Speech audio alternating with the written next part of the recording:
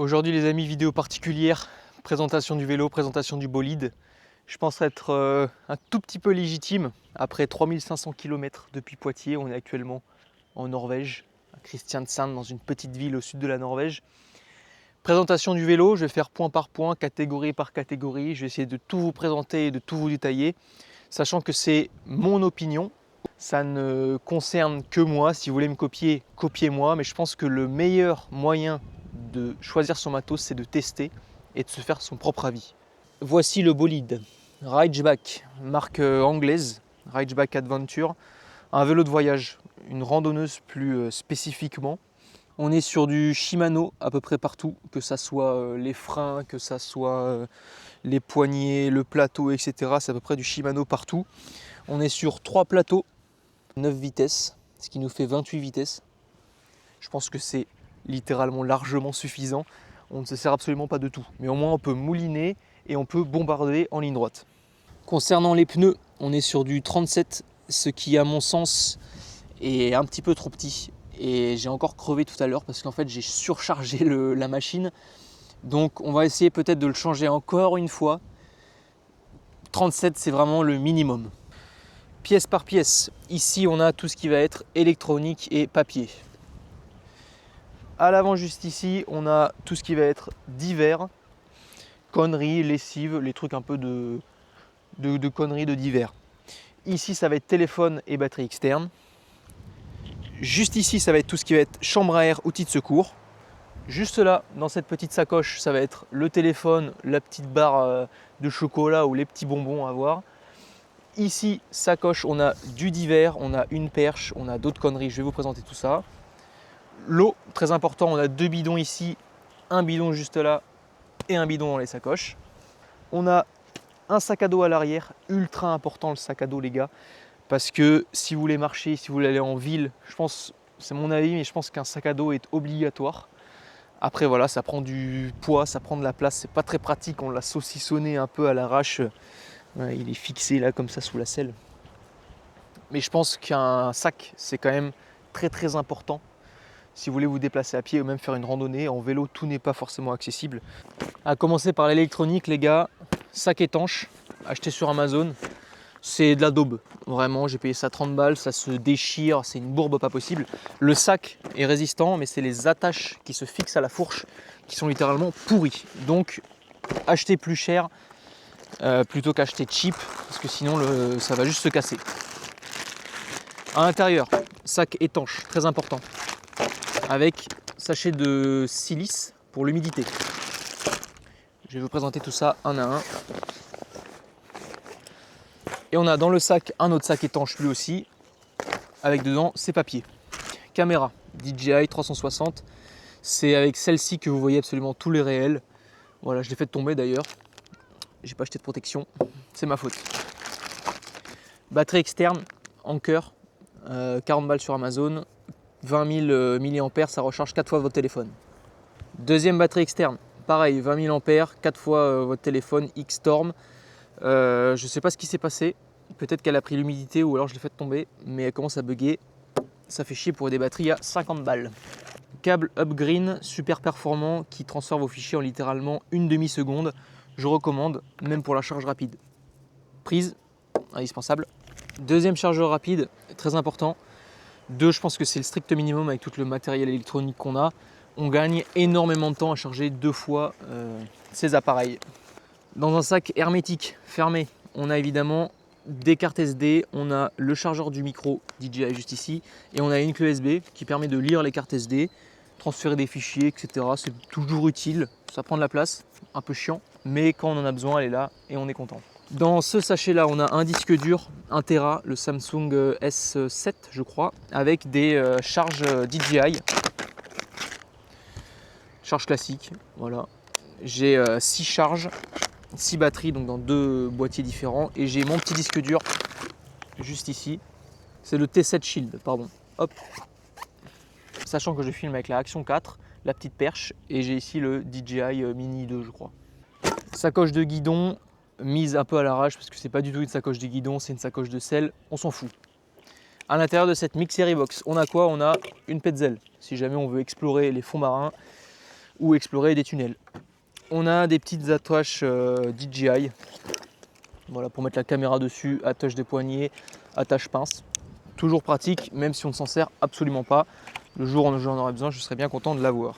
Crème solaire les gars, la base, ultra méga important, même si on est en Norvège, il fait chaud. La popote, le Jet Boy, avec à l'intérieur, bon, évidemment les petits trucs Jet Boy, etc. Une chambre à air d'ailleurs qui s'est perdue, un petit briquet, très important. Faites gaffe parce que des fois il prend l'eau. On a les lingettes, un petit paquet de lingettes un peu à l'arrache. Ça sert toujours pour nettoyer, pour se rincer le visage ou peu importe. La fourchette les gars, j'ai investi 1 € la fourchette. Je pense que c'est l'outil qui m'a manqué le plus.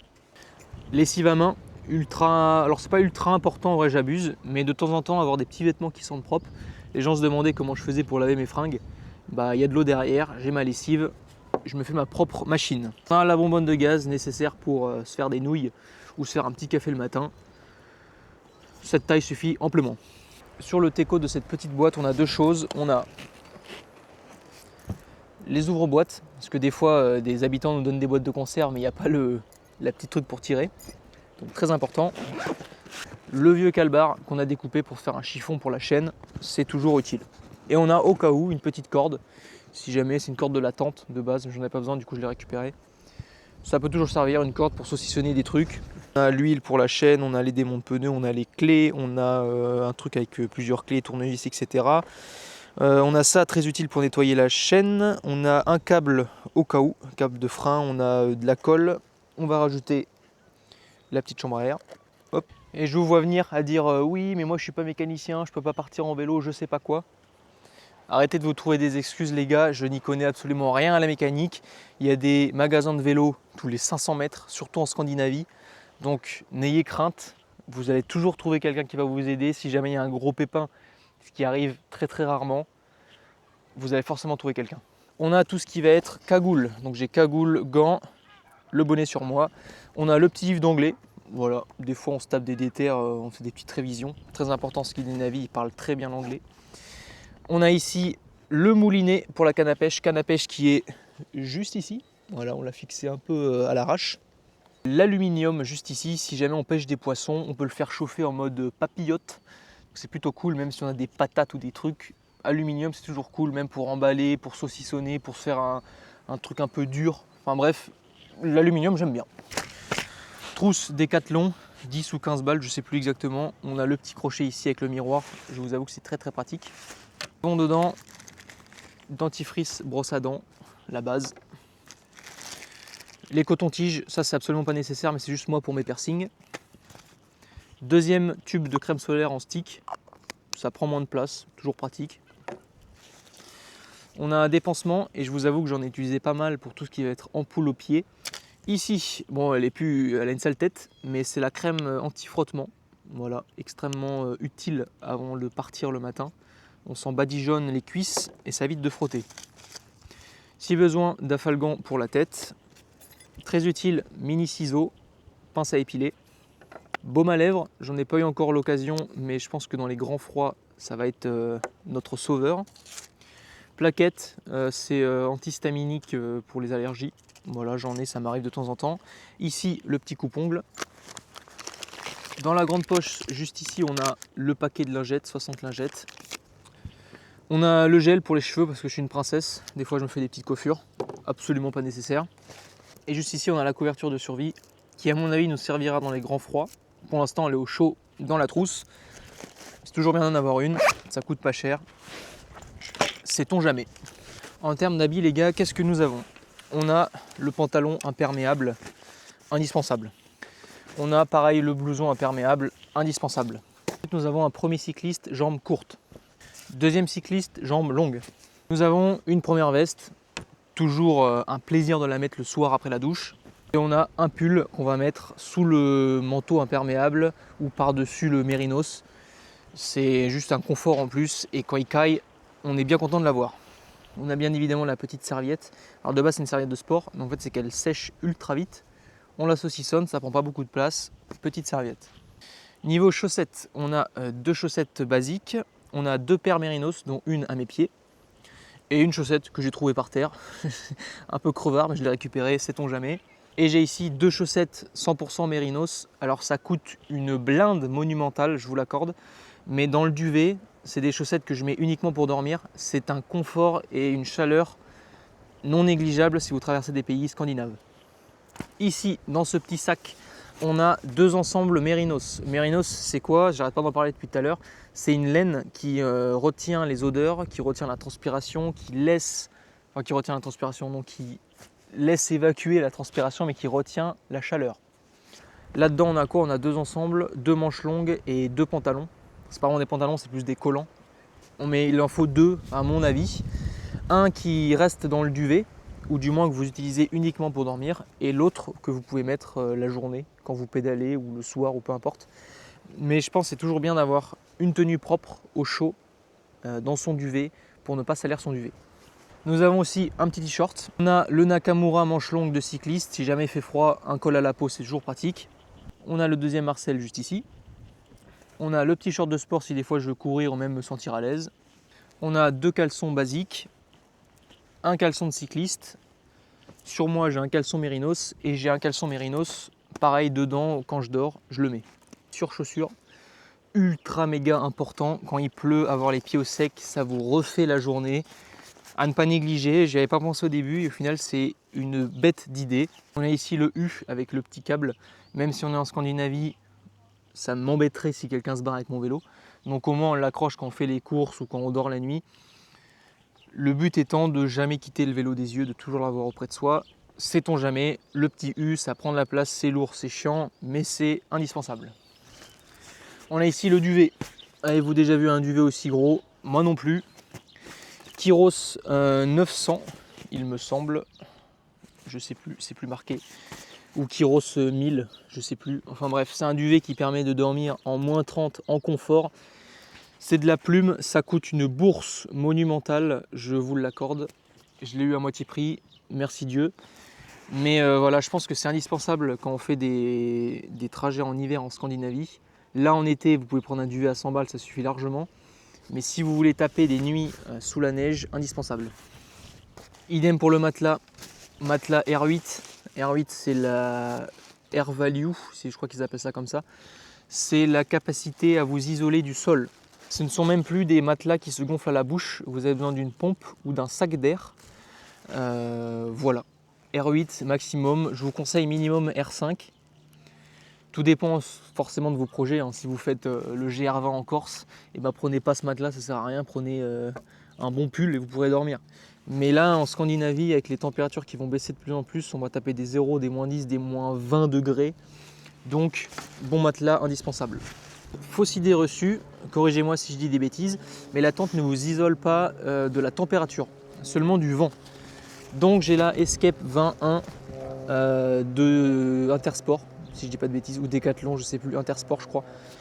Tente à 100 balles, c'est pour moi la meilleure des tentes que j'ai pu utiliser. Je pense qu'elle s'envolera quand je ferai le nord de la côte ouest en Norvège. Donc peut-être qu'on investira dans une meilleure tente. En tout cas pour l'instant elle fait le taf. Elle est étanche x 1000, j'ai jamais eu de soucis. Pareil au niveau du sol, une seule couche incroyable. Et c'est surtout une 1,6 kg. Elle prend un peu de place mais elle est plutôt légère. Faites-vous votre propre avis, testez des choses, expérimentez. Moi aussi, je suis passé par des moments de, pas de doute, mais de bidouillage et on ajuste, on machin, on truc. Au final, on fixe des sacoches, celle-ci n'est pas prévue, mais on la met là. Ici, on a un tube d'aspirine saucissonné pour pouvoir mettre l'attache DJI. Ah, voilà, on bidouille des choses, on teste, on avise en fonction du voyage. Juste le plus important, c'est de partir. De ne pas avoir peur de partir, que ça soit à pied, en moto, à vélo, peu importe. Partez. C'est pas le vélo qui fera votre voyage, ça c'est une certitude. Après, quelques conseils basiques que je pourrais vous donner en toute humilité.